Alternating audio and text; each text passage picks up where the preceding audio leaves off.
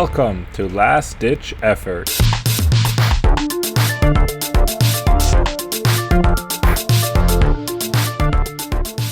All right. Welcome everyone to this week's episode of Last Ditch Effort. My name is Maurice. I am joined by my co-host Ralph and a very special guest today, Tigran Grigorian. How are you, Hey, Tigran? I'm good. Thank you for having me. Heard about your podcast, guys, and think you've been doing a fantastic work. So keep on the good job. Thanks, man. You did fantastic work at the Swiss Nationals, and congrats for the win. Thank you. This year's Swiss national champion with just 1 year of flesh and blood on the buckle, right? 650 XP in the last 90 days. 2 times battle hardened second place. Just winning a 100-man PQ plus in Paris, man. And you're doing great. yeah. The last few weeks, few months have been great actually. Actually since like February, I think. I've been doing pretty decently, so it's cool. Yeah, man. It's Huge, cool huge to see like congrats, things man. paying off. Huge Yeah, congrats. I think you're definitely like the player with the most achievements in the shortest amount of time, at least in Switzerland. I guess it's like combination of different factors, including luck. I guess I'm pretty lucky in my games as of lately. I'm not sure how long it's gonna last, but for now I'm just enjoying. So it's pretty good. That's great. Definitely what adds to the luck is how often you play. Like we tracked your progress a little bit through the 90-day like experience and it just went up and up and up. And now you're at triple the like next person, which I think is Ralph in Switzerland. Number one 90-day XP in Switzerland and like number three in the world or something No, like he's, that. he's number 2 in the world right Number now. two in the Yeah, world? but Okay. it's before Brody Spurlock and before we had Farm as well. Insane. Yeah, I've been. It's not even because we only play like once a week. In most cases in Geneva, but I have the luck to be able to travel quite often. So usually, if I can attend the European events, I'll just go. Or if they have something special, such as World Premiere Taiwan or something like that, I'll just go as well. So yeah, and those BH, so the battle hardens, they actually give you so much XP because the multiplier is x6. So if you do well on those events, you walk out of the event with a bunch of XP. I think we can talk about the international stuff a bit later. Yeah, sure. First, we want to hear from you, like just about the Swiss nationals. How did you prep for Swiss nationals, and how was your run?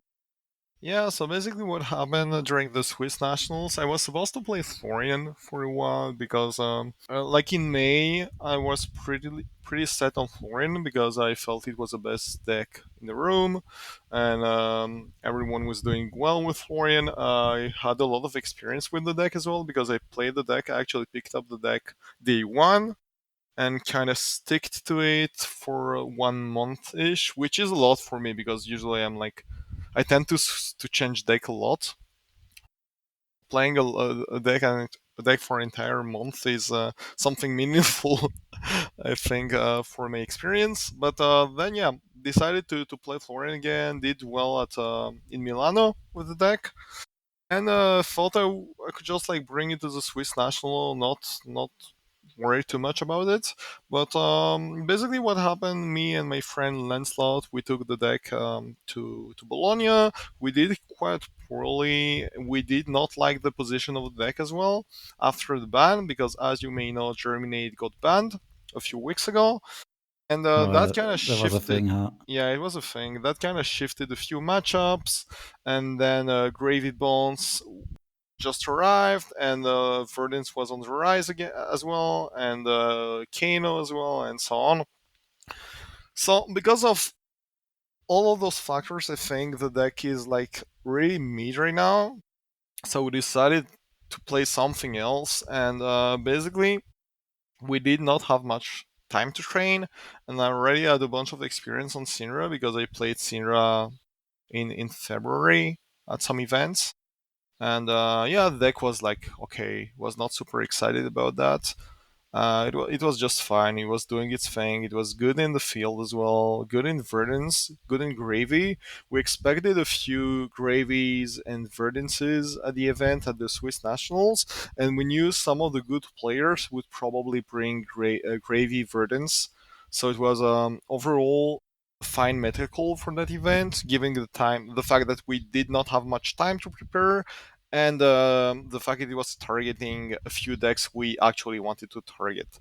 So the choice was fine. Not super happy about how the deck played out at the event. Like I run into some inconsistencies day one, but yeah, day two was just like doing good for me. I guess even the meta spread, like in total, was a bit set against you there because there were a lot of Swiss players bringing Azalea to the Yes. tournament, which Yeah. I guess is not a matchup you want to play with Syndra. No, no, that's right. This is something I was worried about, and I talked to a few people from Geneva and told them maybe Sinra is not the call because I realized a lot of the Swiss Germans decided to play Azalea, and just the fact that Azalea was rather well positioned, I think at least the week one. The other issue with Azalea, you can get pretty much high rolled, and I did not want to gamble my Swiss nationals on someone sending dominate red in the ledger at turn zero. But hopefully that did not happen, so I could like escape or dodge all the Azaleas. So yeah, So it's a win.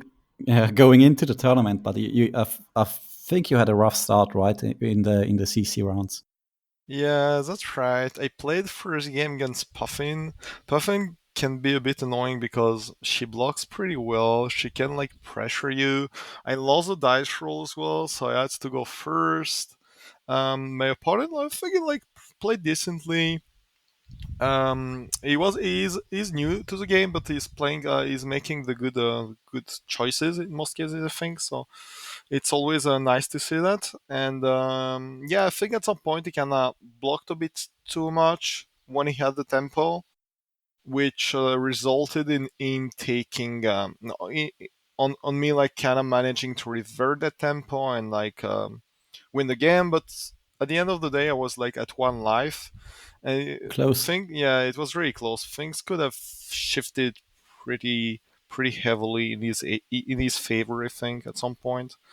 Yeah, I saw he casted like Palantir, turn free, and stuff like that. Was really putting a lot of pressure on me. So it was not easy. Pull through. And yeah, second game it was against Cecilio. This was a this is the I basically could not do anything during that game. So what happened? I think I win the toss, if I remember correctly, or he wins the toss. I don't remember. I think I win the toss. I go first, or I end up going first anyway. So what happens is I present a bunch of damage, not enough, sadly. Is blocking, and then it's like Eastern and goes like, sure, gone in a flash. Sigil of Brilliance, Sigil of Brilliance, Sigil of Brilliance. I'm like, sure, man, I'm gonna take 20 something damage. And then at Easter, is like, oh, let me draw 3 cards. And now I have like a 5 cards hand. And That's that's it. And insane. I'm dead. I'm pretty much dead. Yeah. I think This was my Osilia game. that may be one plan. I want to go get to PT. Just Mm-hmm. go Auxilia and then hire some people. Just hope. This is Osilia things, right? It's gonna happen at one point during his run, and if you have the bad luck to face him during his high roll time, well, you're just gonna die because Osilia. I mean, Osilia can be dumb sometimes. Yeah, we also tested Ocelio like during testing. At least Ralph did, I and played for the yeah. And we just came to the conclusion that it wasn't so good against Azalea if she's tagged for it. Yeah, that's right. Yeah, or even if she's not tagged for it, it didn't Yeah. matter. It's Yeah, just like you have this hand that does like 35 damage, and then you just play one like disruptive arrow, and all of a sudden your hand does nothing. Yeah, I always had like combo turn 2 or turn 3, and I was, oh, I got interrupted. Shit, I can't do it. Next yeah, time, oh, I'm dead. yeah, that's right. And Syndra is actually a good matchup into Ocilio. But again, Ocilio can just beat anyone, like literally anyone. Yeah. It's It's like Kano. yeah, kinda. It's Kano going combo. It's going wombo combo. It's going Kizino, and pretty much dead. And that's it. I could think Patrick is not here because the word Kano fell, and we would have like a 30-minute break now. Exactly. So yeah, third game I got pretty lucky with the toss and plays against another Sinera, and I think the only reason I won that game was because I won the toss. Because my opponent was actually he had like better turns at me, and he almost managed to flip the game back into his favor because my hands were not kind of lining up that well against him. But yeah, going second, as you know, is a huge advantage in the mirror, and kind of kind of stole the game, even if my ends were not optimal. But it is what it is. Sometimes you just like win toss, win game happens. I guess it can happen the other Yeah, way as well, right? If you yeah, like that's right. go, if you go second, and then then you just leak so much damage at turn 0. Mm. So Okay. then going into the draft, you were 2-1. So yeah, I was so to put in context, I was not. I think I was not playing at my best during those three games. Even though I won the two games I should have won, I was like not super into the game, and like Australia game did not really matter in the end. But I think I could have played my one each turn a bit better, whatever. And I was like, basically, I slept for 1 or 2 hours before the event because it was super hot. It was super hot in my apartment, and yeah, could not sleep at all, like literally at all. So I was super tired, and we arrive at this draft section, and literally just want to sleep. I'm like, I'm thinking about like, oh, I don't care about the event anymore. I just want to get some sleep. And wow, it was really hard because inside the event it was super hot as well. They had no AC, so everyone was just dying inside, and and when you falling asleep and it's hot, like it's a bad combo. No, I think the air was really like bad as well. It was Yeah, it not was even it like was like hot. It was like super sticky. It sticky. was Yeah. stagnant. It was not moving. Like I don't know. Yeah. Yeah, the draft section was interesting. I'm sitting next to Patrick, the French Patrick. So he's a good player. I'm sitting on this left, so he's at my right, and I know Patrick's usually likes to play Gravy. So I'm like, hopefully he does not force Gravy because then it's a good option that is kinda that I will probably not consider. So I decided to be rather open during pack one, and my pack one is really bad, like literally really bad. I have one swabby that I can just snap, but if I take the swabby, I kind of a bit committed. So I decided to take a headpiece, the tricorn, the one that you pitch free and you draw one card. So doing that allows me to be a bit open. And yeah, pack two, I pick another piece of equipment as well. I pick the chest, all knocker, the one that does some pitch. And what happens is basically, from my perspective, I think Patrick is like pack three, pack four. Patrick is cutting all the bots, like the big bots. I see no barks, obviously, battalion barks. I did not expect to see any, but still, I see no 7 for free. So I Oh, feel that's like bad. Patrick is probably playing a Marlin or a Gravy, and basically he's putting himself in a position where he is flexing between Gravy and Marlin. So he's probably gonna commit at some point to one or the other hero. I'm not sure which one. So and at some point he passes like a Pear Cup and a Steamboat Thread.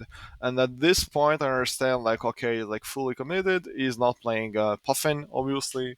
So might as well just play Puffin. It's okay. It's like the two. It was a 2-1 pod.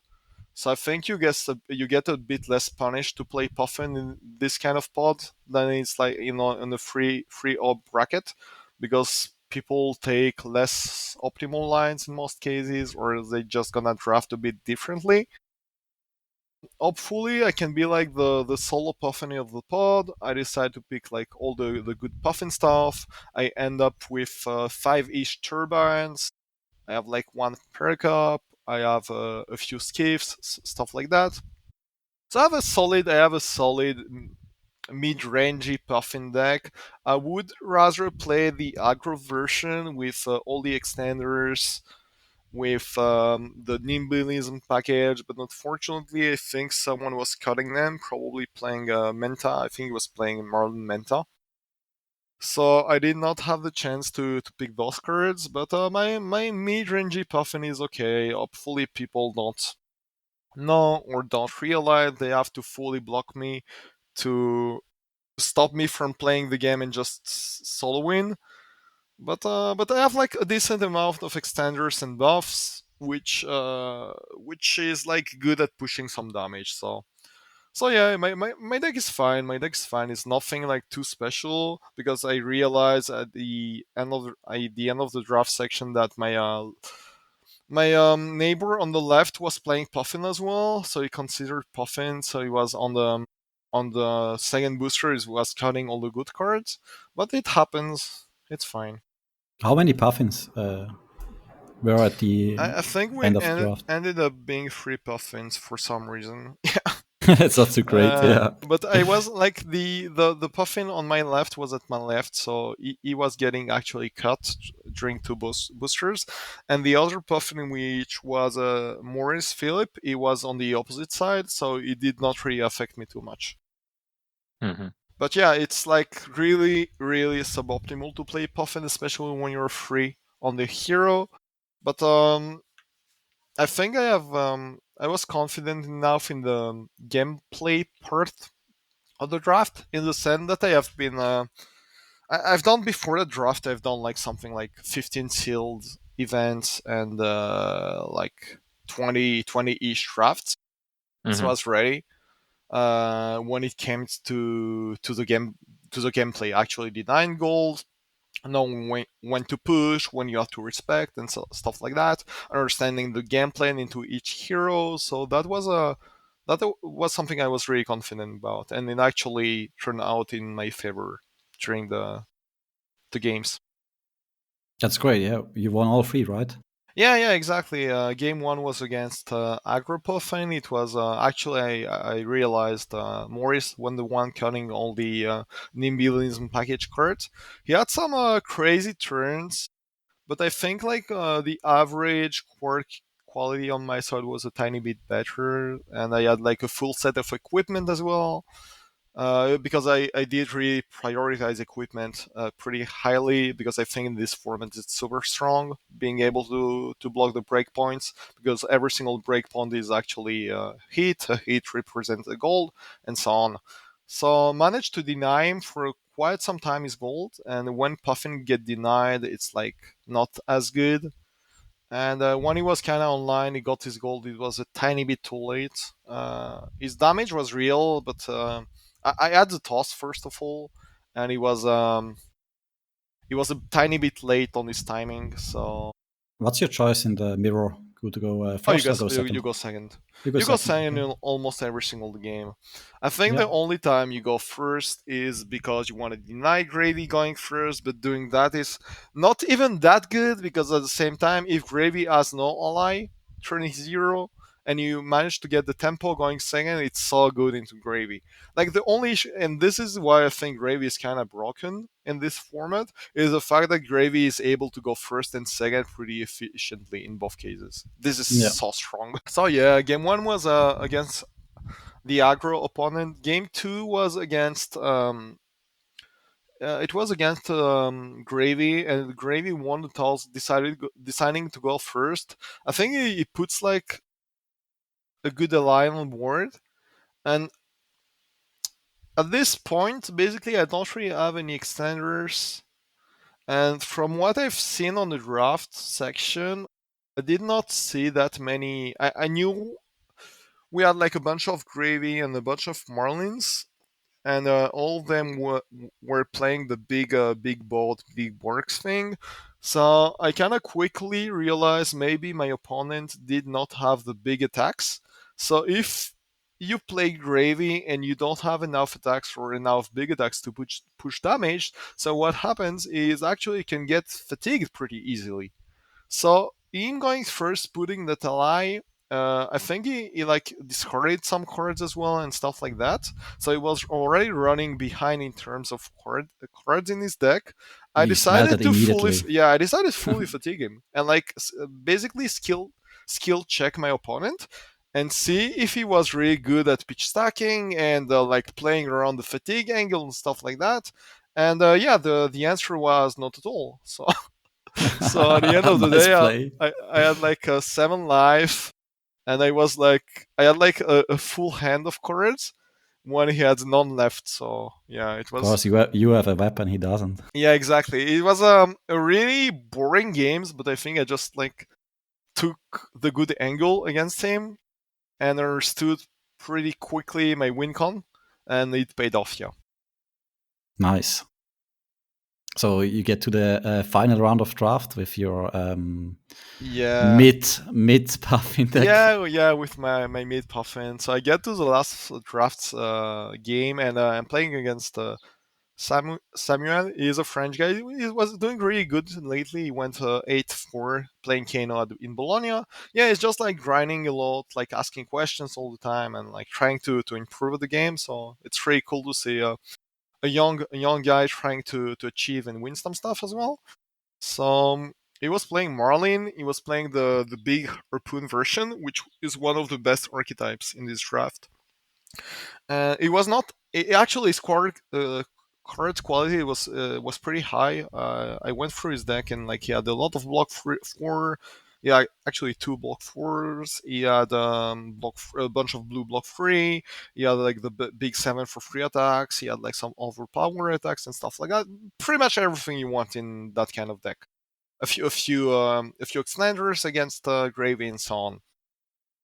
So against him, he was setting up his game plan. I managed to cash before him, so I got a handful of gold. Like I think I cashed like 5 gold because he could Yum. not block efficiently, and he kind of block with a portion of his end and like lets the damage go through, which I think was a misplay because at this point, or actually one turn before that, on my attack, he was supposed to let me cash and stop playing you know, I attack, deny, attack game because I was winning on that angle. I had more equipment block as well and stuff like that. So I think it's a bit sad that he realized that a bit too late that he should have let the third or fourth attack go through instead of trying to block and like give so many Mm. resources to try to deny me and have a suboptimal play right after. So, but I think he was playing pretty well the game. He understood his win con. He understood what his decks wants to accomplish. That was good. At some point, he managed to get some gold as well because right after I'll let him cash as well. He was setting his overpower attacks, which is really annoying when you play against Marlin because if she has a bunch of blue, she can just like crack a gold, make an harpoon, crack a gold, draw one card, which is a blue. So you have one floating pitch. You get to reload the The the golden arsenal harpoon exactly, and you can just stuff. pitch the blue to make four, activate the cannon, and you shoot 6 for 0 Yeah, overpower it's so attack. crazy efficient. It's really good. And when you don't have the blocks, when you don't have the capacity to fully block, it's just gonna generate gold turn after turn and hit you and leak some damage. And at some point, it was blocking well. I was running out of cards as well, and my only option was basically his life point was too high, and I pitched. I know I pitch stacked, and he knew as well. I pitch stacked one of the overpowered bots, so basically, my out to go through his defenses was to be able to cast this overpowered bot. So I had like a bunch of gold laying around. I did the math. I knew how much I needed to crack and how much pitch I would have at the end of the day. So I get my bot, basically send my bot with all the free pitch that was made by the gold and by me just pitching blue inside of the gold, knowing my pitch stack, and sending this overpowered bot, which he knew about, and he decided he was like he blocked some of the damage. I still managed to leak like 3 or 2 damage, which was actually he did not realize that the bot has a small line right underneath saying if it hits, I actually get to destroy one item, and the item I Yeah. destroyed was these only gold. So basically, Oh when yeah. he had lethal the next turn because I knew have no equipment block and no blocks in my deck anymore because I knew my pitch deck as well.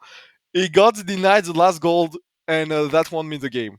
But I played and I planned that out, so I was pretty super happy that it actually worked out. Yeah. That's an amazing play. Yeah. And I went for the bot turn after he played his block 4 because I knew he had the block 4, so I knew he would not be able to deny me anymore. Yeah, I see you really love that limited format. Yeah, you have to pay attention to a lot of It's so things, good. and it can really make the difference by knowing your pitch stack, playing properly, blocking the breakpoints, and understanding the gameplay in straight away is super important too. Understanding what the opponent is trying to accomplish and how you can like counter him or like play around his game plan, stuff like that.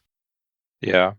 So you said you did like around 15 seals and maybe 20 drafts. Did you also practice online, or was this mostly at your local game store Uh, and at the battle hardens and stuff? Seal was mostly physical because most of the Seal games actually happened in Taiwan. Think I went through like Yeah. 10 each games, 10 each sealed, and the remaining sealed were sealed one in Bologna and 4 pre-release as well, which I consider as a seal because that's pretty much it. And yeah, draft. We did a few drafts locally at the store, but mostly playing runaways, playing on the runaways. I was actually not doing too well on the runaways because I was trying stuff. And when you try stuff, usually you just like you don't play that seriously. So yeah, You thought like, oh, you don't think it's good, but you still try. yeah, exactly. This is this is a thing. Yeah, so I in my experience, I always feel like the first like 10 to 15 drafts are like super important. Like if you have 0 drafts compared to if you have like 15 drafts, it makes a huge difference. But then once you go like above 20, 30 drafts, like there's no more difference. Like I feel like, but like I sometimes hear these stories of people at the pro tour, like, oh, I did like, I don't know, 120 drafts like online, like back to back to practice. The time would be better spent like practicing other stuff. Yeah, maybe it's like diminishing returns for sure. You still Yeah. get better, but as you said, the first like 10, 20, 30, 40 drafts are more important than the 150 for sure. I think the portion that you said, like realizing how the format plays and actually playing out every game is almost more important than having like the perfect draft deck. Yeah. The gameplay, as I was saying, you can really skill get people on the gameplay part. Like exactly knowing your cards, your pitch stack, your damage as well. It's super important in Gravy to realize actually how much damage you can deal with your attacks, because otherwise you're gonna get fatigued. It's super important. So you have to pay attention and be careful about those things. Yeah, especially in this limited format where like two of the heroes don't even have a weapon or Yeah, anything. yeah, that's right. I think it's super cool the way they did it this time around. That like fatigue is like an important part, but it's no one's main strategy. Like Yeah, there's yeah, no yeah. fatigue deck, I would say, but like fatigue is an option for every hero in one way or another, right? I guess just saying that, like the next set, Super Smash or something it's called, right? They just did some announcement, and that set is gonna be without weapons at all. I think in the Oh, limited really? format, yeah, no weapons. All right, that's crazy. So I thought, like, okay, no weapons then. You can't tell me that like this little dwarf doesn't have a weapon. Well, he has one on the picture, but Yeah, exactly. maybe he only gets access for that in constructed, you know. Yeah. All right, let's move on to your last three games of Classic Constructed to close out day one.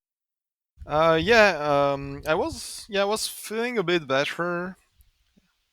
As you as you can guess, winning going free in that pod, especially playing Puffin, which I was not super confident about, but it worked out, so I was pretty happy.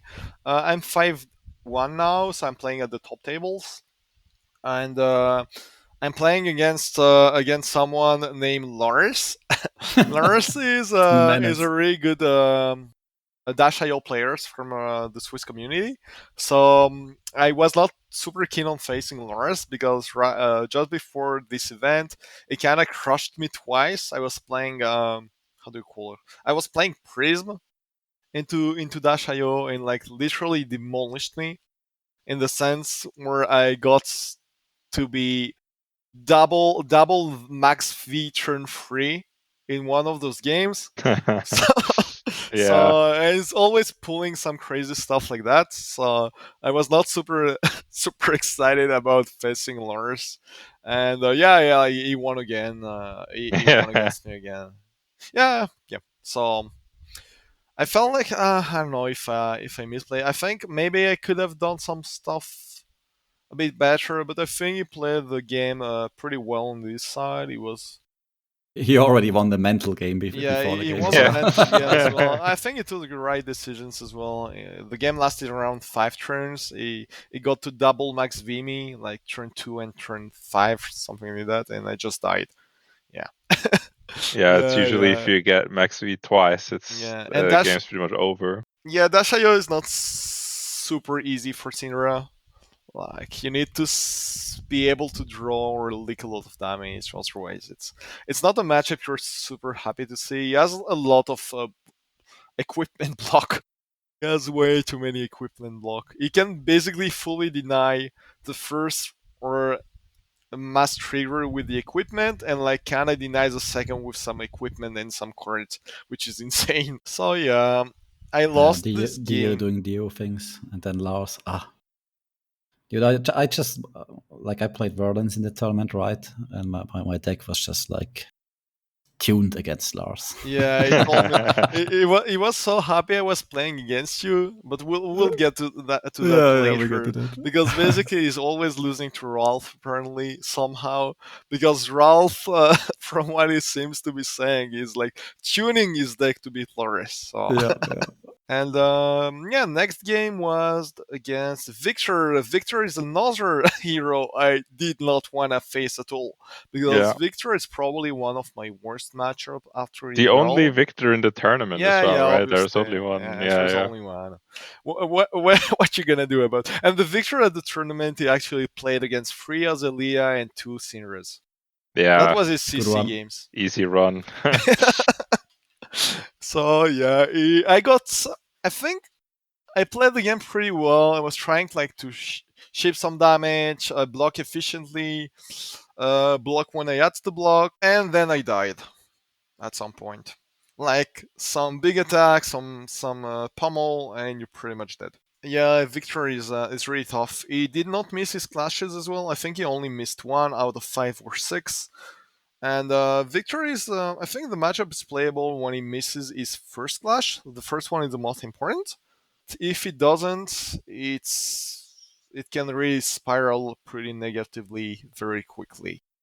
You're 5-3 going into the last game, kind of Yeah. Last game is already not sure if it's gonna be exactly, enough or not. exactly. The last game is a winning in if the other table playing at my left, if things turn into my favor as well, because on my left side there's a Prism playing against Ara, which like usually is super Ira favored.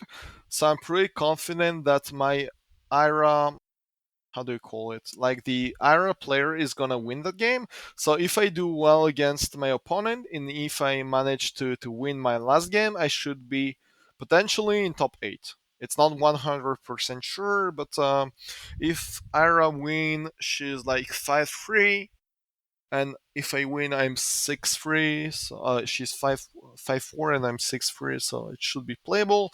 I'm again playing against a matchup I did not want to see, which is Slippy. Slippy can be really tough for Syndra, especially when they run the mask version with ancestry body aspect, or something like that. The one that destroys or banishes the top of your deck, and if it's a red one, like you heal one and you draw one card. Yeah. And with the Mask of Perdition, you actually can make it like double, which is really annoying and Ooh, super okay. strong into Syndra. And yeah, he has a lot of disruption stuff like that. So it's painful. It's not a matchup you want to see. Hopefully, I have 8 D-Reacts in my deck, so and I have like 2 Something. Waxons as well, so at least this is something. Um, I think I have the toss as well, so having the toss is pretty huge against Assassin. He attacks me turn 0. I managed to fully block everything, so it doesn't even leak one single damage. And then I draw my hand, and it's like D-React, D-React, D-React, some random attack. Oh no. Like, The oh man, downside of running I like, AD reacts. and then like literally the entire tempo is gone. So I decided to not even send the daggers and just like send a 440 arsenal and pass with my like one direct in arsenal and 2 in Wait, did hand, you because did you at least flick one dagger I did not at his way? flick because No. no, I did not flick because yeah, I wanted to be able to flick next turn, and if my hand was shit again, it could Oh, have been okay. like Yeah. a kind of bricky. So I decided to just like let him attack me. I have a bunch of D-Reacts I'm gonna fully block anyway. It's not a big issue. And in my uh, so the only good part is actually out of my 3 D-Reacts, I had 2 loyalty beyond the grave. So if I block with this ones, I can like cycle them, draw 1 extra card, and like and be okay with that. My opponent apparently had some directs in his end as well, and he sent a bit of damage, which was like blocked, like fully blocked. I draw 1 extra card from the 2 loyalties in the bin, and guess what? More D-react. So I'm like No, bro. stuck. I'm stuck again with a bunch of D-reacts. Send some damage. He blocks some. He sends some damage because he's still stuck with his D-reacts. I block some, and basically what happened is like during the 5-6 first turns, we're basically not dealing enough damage. But I actually dealt more because of the kunai attacks and the kunai flicks. So I managed to create a gap while both of us were doing pretty much but nothing. Yeah. At the end of the day, that gap kind of served me because then I could like take more damage to set up bigger turns, and yeah, I was pretty favored, I would say, late game, creating this 10-ish HP gap in the early game thanks to like kunai attacks and flick knives. Yeah, so you basically got saved by the draft. Yeah, I was saved by the draft, but I knew I was not super confident in CC because of the time I allocated to my CC testings, And the field, I was expecting to face some Azaleas, and I know it's a tough matchups. At the end of the day, I did not face any Azaleas, but I played some Victor, I played some Slippy, I played some Dashayo, and those are not like the matchups I wanted to see. I wanted to see some Verdances and some Gravies, which did not happen in Swiss stage, but it is what it is. I was confident about the draft section, and yeah, super disappointed when I realized I'm probably gonna play Puffin, but in the end, Puffin did me good, so it's all good. Nice. So fully exhausted from the day one and 9 games. Yeah, I think it's like crazy. It's like such a like I guess small tournament, 60 people is still, yeah, I think it's 60. but it's 9 rounds, so it's still one of like the harder tournaments to Mhm. play, like the nationals. Like Yeah, if you compare to callings and stuff, yeah, I you never agree have with to you. play 9 rounds in a day. At the end, when they announced the results, I'm pretty happy to see that I came eighth, which basically is making me play against you, Rolf, playing Verdance. I And don't remember that. yeah, you don't remember that. And as you know, like Verdance is one of those matchups I was feeling pretty favored into. So even though I was going second, I was pretty happy to be to be honest to be playing against Verdance. So So yeah, first, feeling did you sleep better from the yeah. night Saturday to This Sunday? exactly. This is the other big shift. I think I managed to sleep around 6 hours or so, which is like 6 times more than the amount of sleep I had the night before. And I felt super energetic, and actually, yeah, super prepared for day two.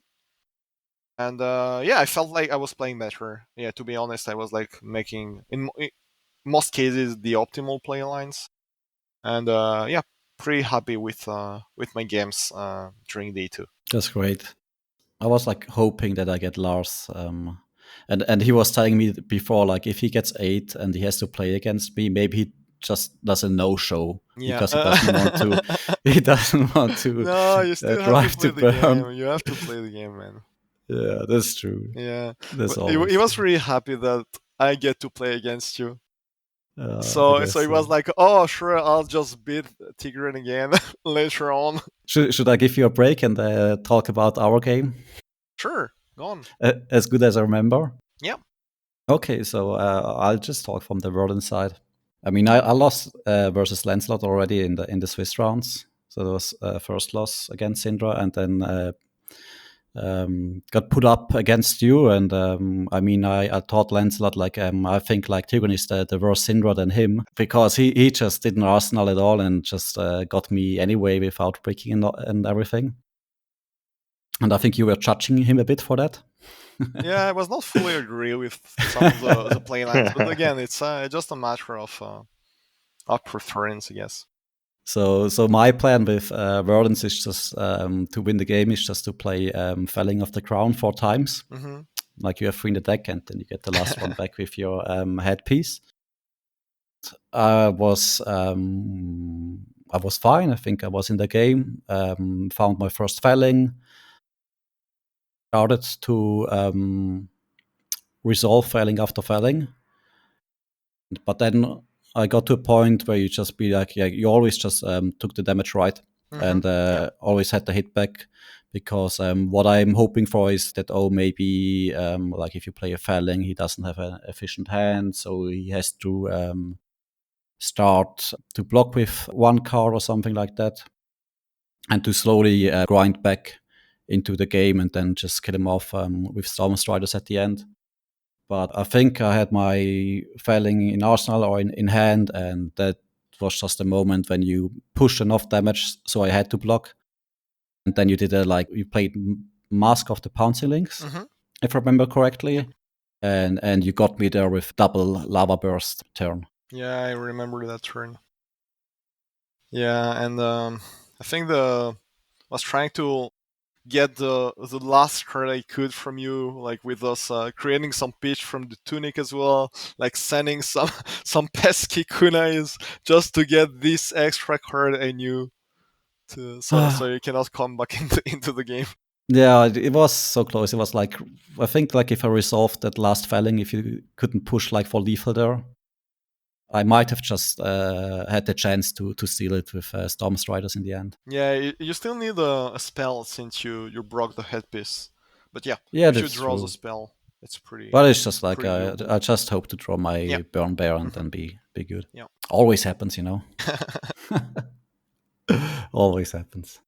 But yeah, Always a resource short or is a life too few, right? that's true. And it's Flesh and Blood. It's always that one life or that one Yep. resource, you know. As someone from our community is saying, it's not because you played badly, it's because you got unlucky. No, you got high roll. Sorry, high I roll. got high You rolled. got Yeah, high yeah. Harold. roll. I think you were even like saying like, "Hey, sorry, I high rolled you." I was like, "Nah, man, it's good, man. You played really well." Yeah, my hands were pretty lining up. So yesterday was a bit clunky, and like Sunday was. I pretty much had the hands I wanted to have, so I was really happy with that. Yeah. So that's quarterfinals. Yeah. What about semi? Well, semi-finals, I was actually pretty happy with my ends again. I was playing against another friends, a friend of mine from Geneva, Cruz, and he's been playing friends for quite a while now, and he's playing a tiny bit more defensive version than you. He's also brought like the Crown of Providence, stuff like that, to be able to block even more, which I think is a yeah, I think it was a good choice. Um, I managed to combo in pretty quickly, pumping all of my spells, all of my kunas, but the gauntlet is is so strong against you Yeah. in this scenario, so could not push enough damage. I think I could not even push one single amount of damage. My opponent was pretty committed at blocking everything and sending phalanx and plow unders and stuff like that back at me. He was blocking pretty well. He had like the full D-react hands and stuff like that. The full rootbound carapace, which allowed him to decompose super quickly too. It basically saw every single card he want to see in the matchup Okay. against Syndra. But I think at some point he gave his chest because he was scared of Mask of Pouncing Links fetching for a Soul Wound, which actually I do not play in my deck. So he decided to block at Oh, some point with the chest and just cash two value out of the chest instead of like later on making an embodiment and cashing more, which I was it think open deck list no, actually? it wasn't. It It wasn't, even was though there not. was a Yeah, stream. yeah, it was not. Sadly. Interesting. Yeah. I think that costed him some points. He had an insane early game with, as I was saying, all the disruption, all the D-reacts, all the decompose in the world, and like turn zero fruits of the forest, stuff like that. Everything you want to see, basically. Yeah.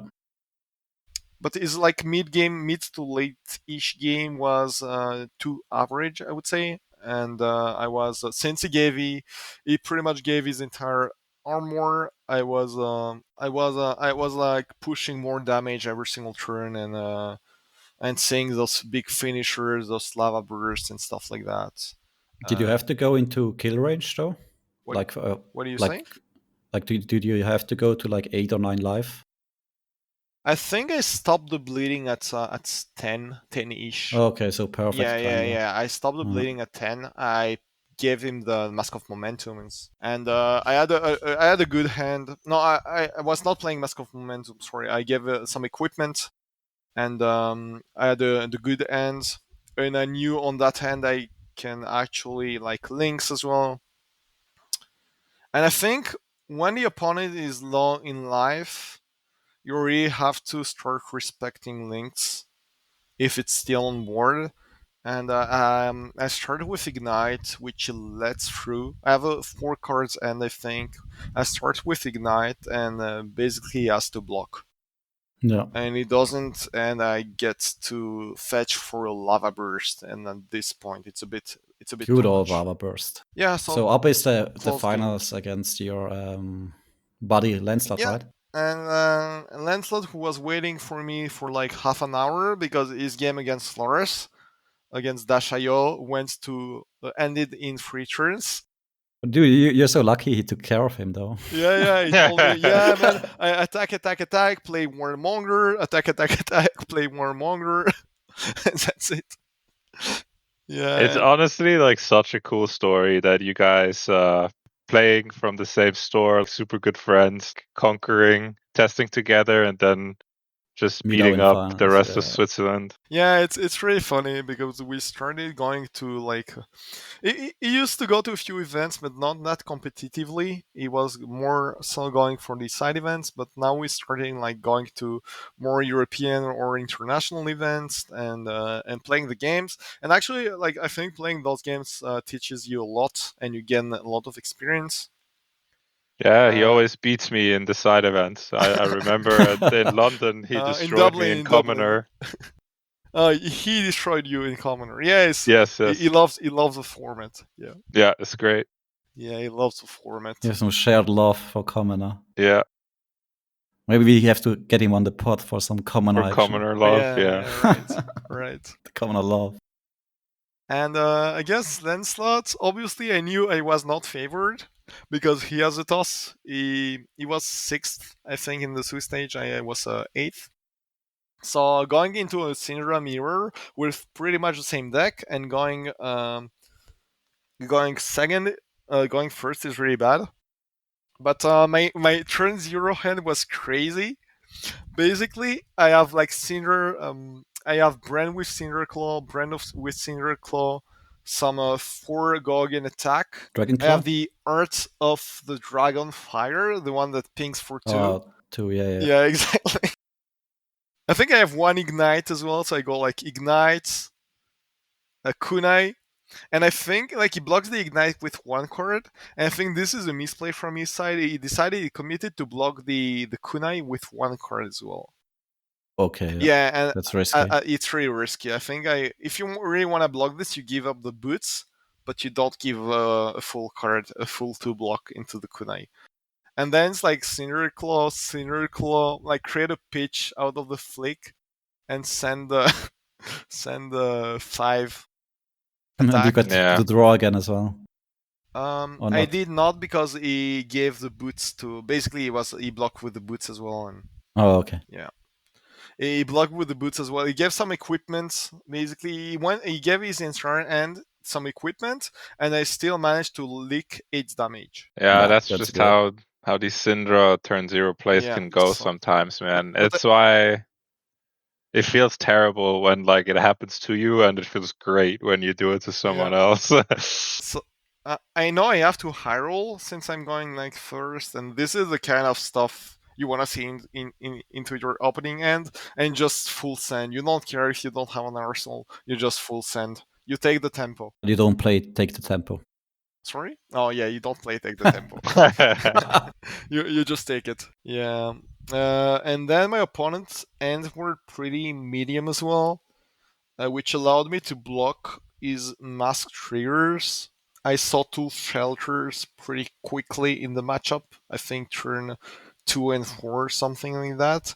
And shelter is really insane because you can like commit shelter for the flick and prevent like 2 extra damage and just block with 1 single card to fully block out the Mask of Momentum trigger. If you cast shelter on the second instance and the opponent has like on the second attack while it's still in the stack and the opponent has 3 cards left in hand, he's not gonna be able to use the Mask of Momentum. Yeah.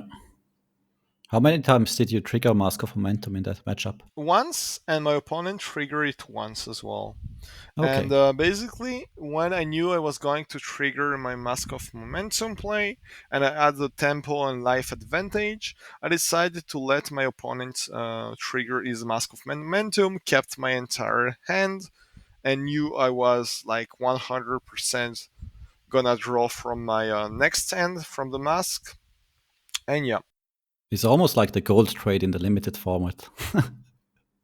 It's like, oh, okay, now I have Exactly, the tempo. exactly. I can let you have it now You as can well. have this one, yeah. Yeah. So since I had the tempo, it was like at a high life total, but I was presenting so much damage that turn. I think it was around like 20 something or 30. That he has to give like most of his hand in his like mask and stuff to block to not die. So yeah, and after that I pretty much have the edge as well, and it's just a matter of time for me to finish and like end the game. Yeah, well, I think like last nationals we have a lot of Swiss German dudes in top 8 and stuff, but now like the French part of Switzerland really stepped up and showed that you have a competitive scene Yeah. going, man. I think we had three people from Geneva. No, four people in top 8 and 3 people from Geneva in top 4. So super happy about that. About Good this result. performance, good Yeah, performance. it's a good local performance. I think the local scene has been playing better as well. It has been growing. People sometimes attend events and stuff like that. So it's not only about the Swiss Germans anymore. Yeah, definitely not. No. Like Lucerne is not on the menu at all anymore, Mm, and Bern, I guess. Now it's yeah, Bernie is Zurich versus Zurich Geneva. versus Geneva going on. right. The other Just guys like have in to show up ice more hockey. again. Yeah, they have to train more. They have to level up the game. Okay, nice. I think that's a good wrap up for the tournament. Did you go and party or had good dinner after the tournament? Yeah, How did you celebrate? we had a quick dinner with some of the guys I was going back to Geneva with, and that's it. No, nothing too special, nothing too fancy. Sadly, I had some work on the next day. I had some stuff to finish for work, so yeah, I had to finish some stuff because Rough Monday, yeah. yeah, rough Mondays. I had some deadlines like on Wednesday and needed to finish a few things. Job required to be able to travel to Yeah, all the Flesh and Blood exactly. events. That's the Sadly, we have to work, right? yes, Yeah, that's the sadly. same. Okay. So what we're really interested to hear from you is like, man, I think you started Flesh and Blood last year, like just around nationals time as well. So, man, what is your story getting into the Flesh and Blood and grinding these battle hardens to get this 90 days XP second place you're having right now? So basically, I've been a grinder for quite some while. I've been playing a lot of card games. I think I started with Magic the Gathering in 2015. Obviously, I was playing Yu-Gi-Oh as a kid and some Pokemon, Okay. like not competitively. Was Not just playing, grinding yeah, yet not as grinding a anything. 10-year-old. Yes, exactly. Just playing some with some friends, training some cards, stuff like that. And in 2015, I got introduced to Magic the Gathering by some friends. Liked the game a lot. Decided to play some Magic, play some Modern, which was one of the biggest formats back then. Played a lot of Limited as well. Limited in Magic is still pretty good. I think they have probably one of the best Limited among card games. No, I heard it a lot. Yeah. Yeah, so basically playing with some friends, not attending events. I was just like playing locally once a week.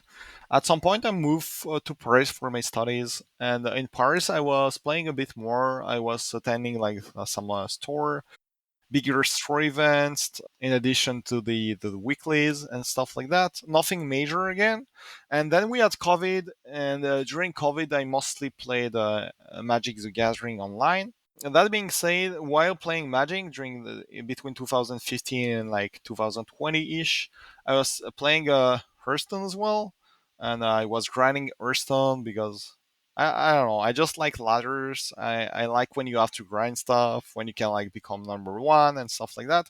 So I was doing well at Hearthstone, not playing tournaments, but I was doing pretty well at the ladder.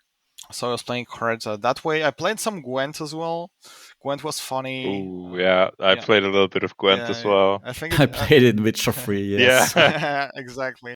I played it both in Witcher 3 and the digital client. I think the game was sweet. Did not spend that much time on Gwen, but it's still a good experience. It teaches you like different things, so it's always a plus. And Magic, yeah, I was mostly playing Magic the Gathering online. During COVID, I was focusing on Legacy at that time.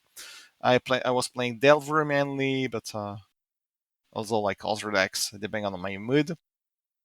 And was playing the MTGO challenges. I was playing the MTGO leagues. I was doing decently.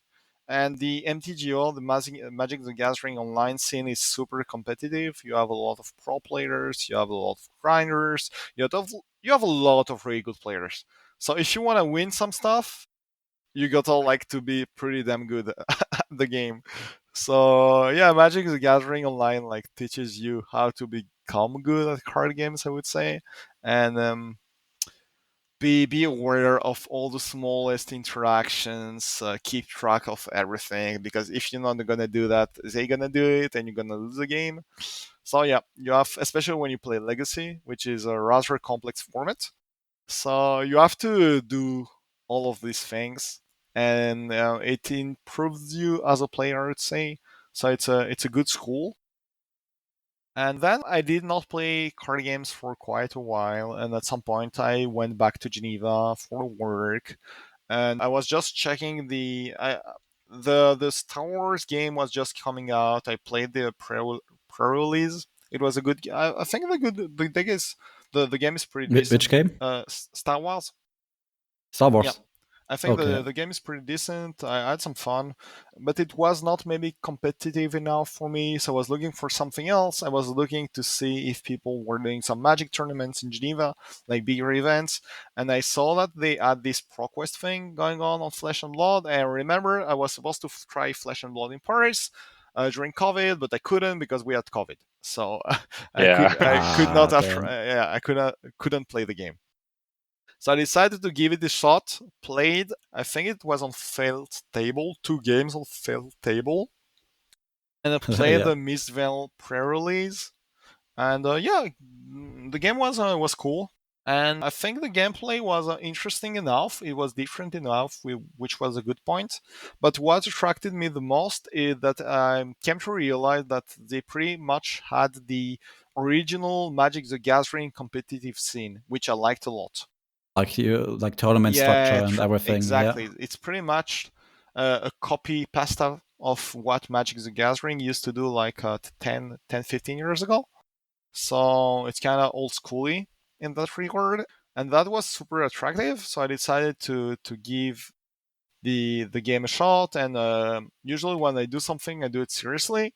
So I knew I was I was going to commit to the game, and I was going to like play the game and hopefully play the game at the highest level.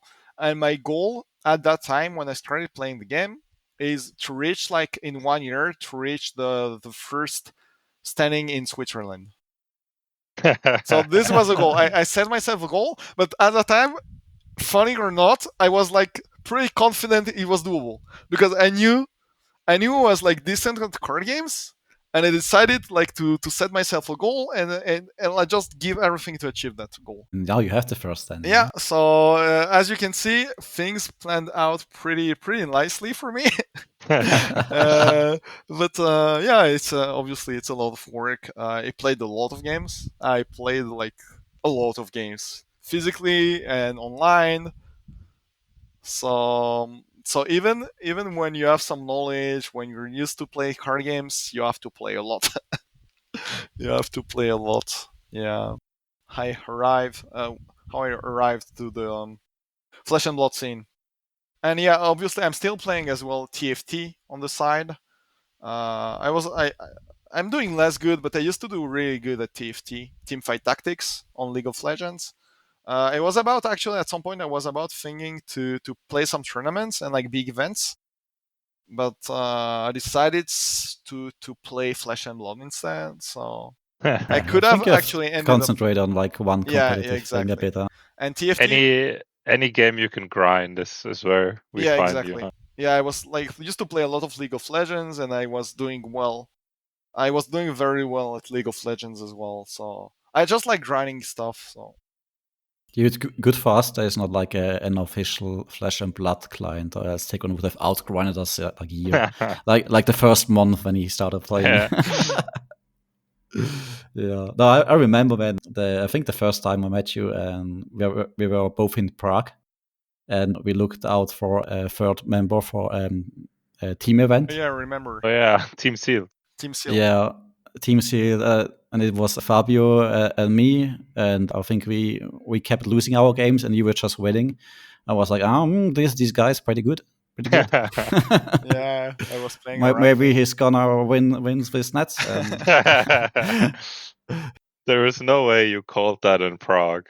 No.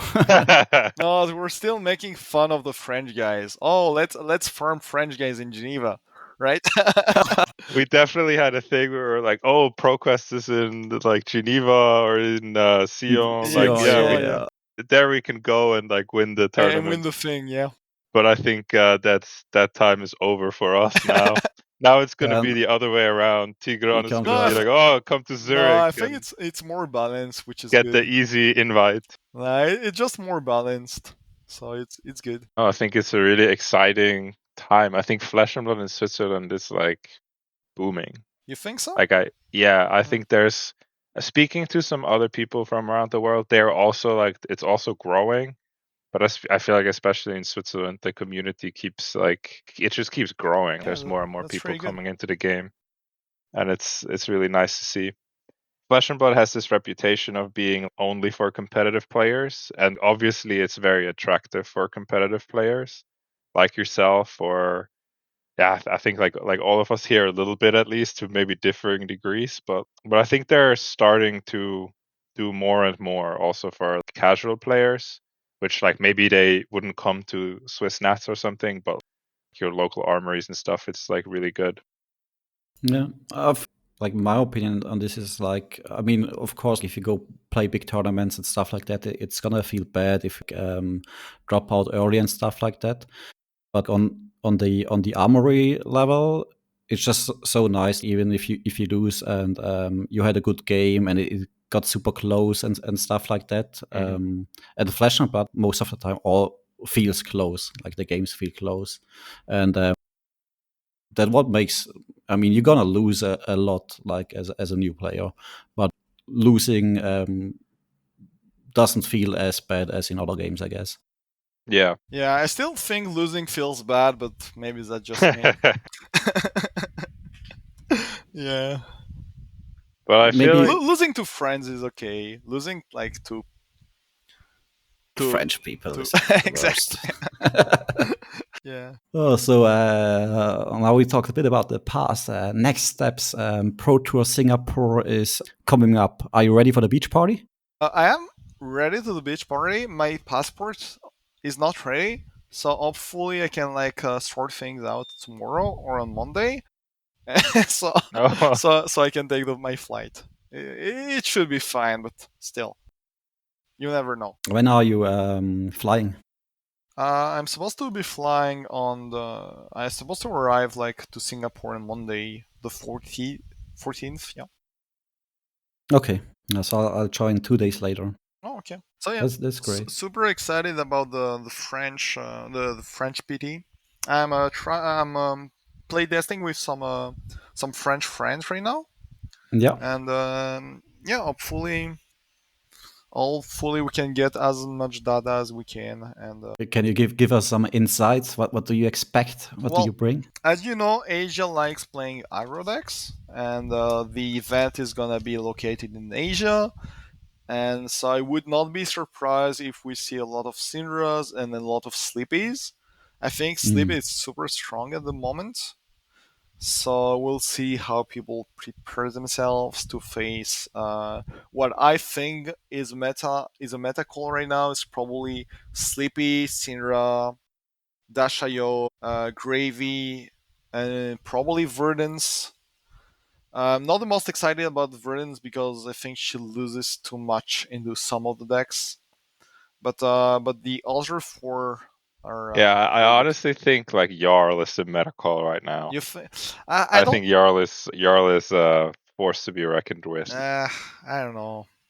The issue is I don't like I'd rather play something that beats the best deck, like Gravy, than play something that beats the people who wants to beat the best deck. Like if you go level 3, it's a bit too far in my opinion, because you're gonna Yeah, but I lose too don't. much equity in terms of power level. But is the matchup into Gravy really that bad now It's that pretty you can bad. pay all the go again attacks, the go again Guardian It, attacks and stuff? it's fine against a random Gravy. It's bad against someone like Pablo Pintor. So Hmm. and it's a pity. You're gonna face good players. Yeah. What's Pablo Pintor on? Do we know? Probably Are there Gravy. rumors? I Gravy? think all the Yeah. good players: Hamilton, Fang, Brody, Pinter, even But Ukili, Hamilton like played all the. Slippy, no? Sorry. Yep. Hamilton played Slippy at the last Pro Yeah, I Tour. think some of them are gonna play Sleepy. Big shout outs to Daniel Dreisiger, which is an amazing Sleepy player from Canada. I think a few people are gonna bring Sleepy, and a few people are gonna stick to Cinder as well. So yeah, it's an interesting meta. I think it's rather open, but at the end of the day, I think yeah, Gravy is the best deck if you're an excellent pilot. Yeah, I think Tigran has never lived through a Guardian meta. That's why he thinks that, because Yeah, maybe. you've never played the game when Guardian was good. Maybe not yet. Soon we have a Yeah. Guardian Mastery pack and a full new Yeah. set coming That's up. true. I mean, like with the banning of Nu, Guardian is basically had a re-release. Yeah, Yes. that's Now right. That's right. they play all the good blues again. Mhm. Well, we see. Maybe it's also Riptide. Nah, it's nah. I don't think so. It's always there's this meme. Is it Riptide time? And people are like, nah, I don't think so. Is it Windset? Hey, Windset maybe time? it's Who knows? Bolton time finally. Actually, I'd rather play Bolton than I think Riptide. Bolton is okay. Yeah. I think Bolton is Decimator? okay-ish. The Warriors are like okay Yeah, right they're now. okay. I think I they're think okay. the I Warriors think are Kasai is decent. pretty good actually. Yeah. Yeah, I think So Kasai is we're fantastic. That's back. what I'm gonna be playing a little full bit of. turnaround back to heavy hitters meta. Yeah. Yeah. Okay. And then if we're back to heavy hitters meta, Axis Dory is good again. I hear it. Yeah. Yeah. Okay. Anything you want to add? Just a shout out to the Swiss community as a whole, I think, because the community is super welcoming. I think I met like amazing people. I went to Dublin with you guys. I'm like a lot of people are just super friendly, super helpful. So this is a big difference as well, I would say, between Magic the Gathering and Flesh and Blood.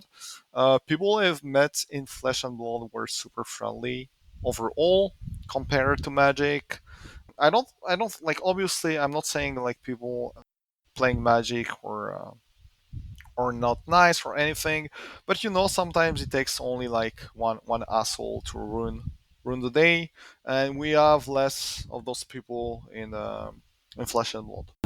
Looking forward to see you on the international stage. Yeah, me too. Yeah. I really already enjoyed that picture of you in Taiwan with all the pros. We were like, oh, this guy, wasn't he just in Italy? Like, then like the next day we see the picture from Yeah. Taiwan. I was literally in Italy. The next day we took the car with my friend Lancelot and we drove all the way to Sion, which is like about 3.5 hour drive at night in the mountains. And on the next day I was taking my plane to fly to Taiwan. That's crazy. It was crazy. It was No, like Milano's here and then straight to Taiwan. Yeah. All right, that wraps it up for this week. Yeah. Thank you guys. You want to take us out, Maurice? All right, thank you so much for listening to this week's show. You can find us on Twitter under the handle at LDFPod. That's LDFPOD. On Blue Sky under the handle at PugWizardPatrick or at SignalJammer. Or you can send us an email under questions@ldfpod.com. We're looking forward to hearing from all of you and hope you tune in again when it's time for the LDF podcast.